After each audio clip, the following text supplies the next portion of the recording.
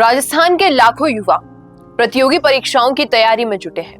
RAS, college lecturer, SI और अन्य बहुत सारी बड़ी भर्तियां जिनका इंतजार कर रहे हैं। लेकिन राजस्थान लोक सेवा आयोग यानी आरपीएससी में एक बहुत बड़ी खबर सामने आ रही है जो इन युवाओं को सीधे प्रभावित कर रही है।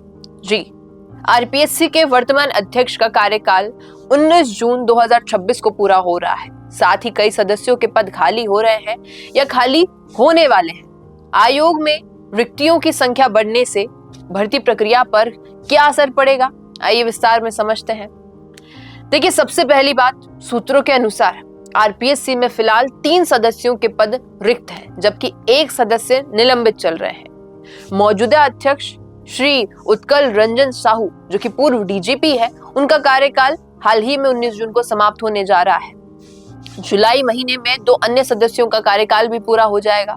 इससे आयोग में रिक्त पदों की संख्या और बढ़ने की आशंका है। आरपीएससी की स्वीकृत क्षमता 1 अध्यक्ष और 10 सदस्य है, लेकिन वर्तमान में पर्याप्त संख्या में सदस्य ही नहीं है।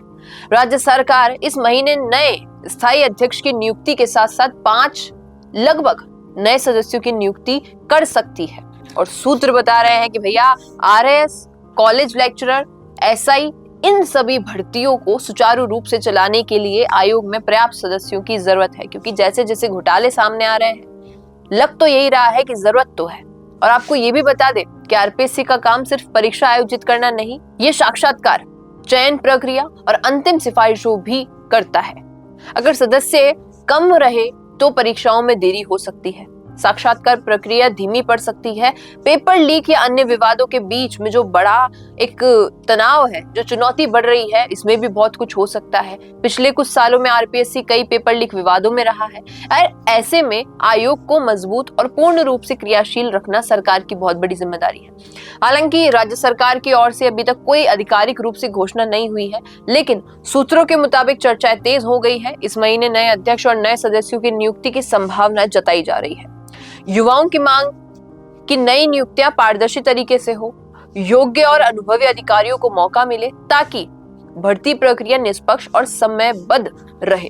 आरपीएससी राजस्थान के युवाओं का भविष्य तय करने वाला एक महत्वपूर्ण संस्थान है।